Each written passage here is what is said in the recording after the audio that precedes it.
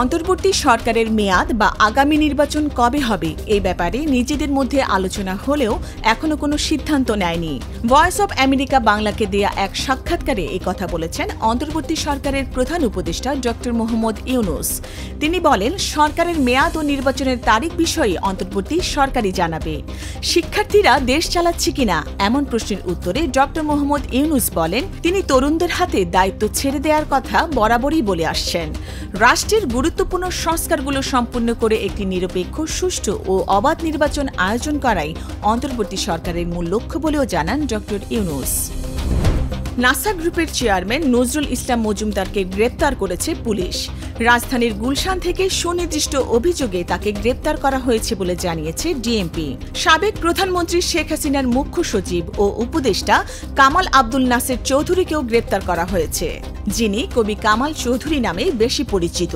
এছাড়া সাবেক সংসদ সদস্য আব্দুস সালাম মুর্শেদি এবং সাবেক যুব ও ক্রীড়া সচিব মেজবা উদ্দিন আহমেদকে গ্রেপ্তার করা হয়েছে। এদিকে সাবেক প্রধানমন্ত্রী শেখ হাসিনার উপদেষ্টা সালমান এফ রহমানকে আলাদা দুই মামলায় জিজ্ঞাসাবাদের জন্য আবারও 7 দিনের রিমান্ড দিয়েছেন আদালত। সাভারের আশুলিয়ায় নবীনগর চন্দ্রা মহাসড়কের অবরোধ তুলে নিয়েছেন বার্স গ্রুপের 3টি কারখানার শ্রমিকরা। ফলে 56 ঘণ্টা পর ওই সড়কে যান চলাচল শুরু হয়েছে। বকেয়া বেতনের দাবিতে দুদিন ধরে সড়কে অবস্থান নিয়ে বিক্ষোভ করেন শ্রমিকরা। এতে নবীনগর থেকে বাইপাইল হয়ে কবিরপুর পর্যন্ত 18 কিলোমিটার যানজটের সৃষ্টি হয়েছে।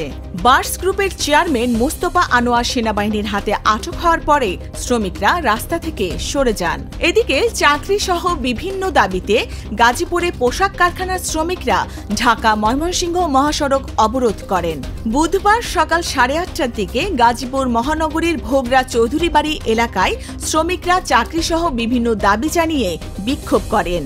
এক পর্যায়ে তারা ঢাকা ময়মনসিংহ মহাসড়ক অবরোধ করলেও সেনাবাহিনীর হস্তক্ষেপে প্রায় 3 ঘণ্টা পর যান চলাচল স্বাভাবিক হয়। কুষ্টিয়ায় ছাদ থেকে ফেলে এক কলেজ ছাত্রকে হত্যা করা হয়েছে। মঙ্গলবার দিবাগত রাতে কুষ্টিয়া শহরের কোর্টপাড়া এলাকায় এ ঘটনা ঘটে। স্থানীয়রা বলছেন, গামছা ও দড়ি দিয়ে হাত পা মুখ বাঁধা অবস্থায় তাকে উদ্ধার করে কুষ্টিয়া জেনারেল হাসপাতালে নেওয়া হয়। অবস্থার অবনতি হলে ঢাকা মেডিকেলে নেয়ার পথে তার মৃত্যু হয়। নিহতের নাম রুবেল হোসেন। তিনি কুষ্টিয়া পলিটেকনিক ইনস্টিটিউটের শিক্ষার্থী। তিনি শহরের কোটপাড়া এলাকায় 4 তলা একটি ভবনের মেসে থাকতেন। হিজবুল্লাহ নেতা হাসান নাসরুল্লাহ হত্যার জবাবে ইসরায়েলের তেল আবিব ও জেরুজালেমে প্রায় 200 ক্ষেপণাস্ত্র ছুড়েছে ইরান। তবে এ ঘটনায় এখনও হতাহতের বিস্তারিত জানা যায়নি।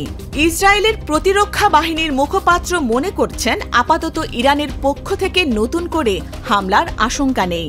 ইরানের ক্ষেপণাস্ত্র হামলার মধ্যে ইসরায়েলের প্রতি যুক্তরাষ্ট্রের সমর্থন পূর্ণ ব্যক্ত করেছেন মার্কিন প্রেসিডেন্ট জো বাইডেন। ভবিষ্যতে যে কোনো হামলার বিরুদ্ধে ইসরায়েলের প্রতিরক্ষায় সহায়তা করার জন্য দেশটির সেনাবাহিনীকেও নির্দেশ দিয়েছেন তিনি। তবে ইসরায়েলে ইরানের ক্ষেপণাস্ত্র হামলার তীব্র প্রতিক্রিয়া জানিয়ে সাবেক মার্কিন প্রেসিডেন্ট ডোনাল্ড ট্রাম্প এক বিবৃতিতে বলেছেন, বিশ্ব আগুনে জ্বলছে এবং মার্কিন নেতৃত্ব সেটা প্রতিরোধে কিছুই করছে না।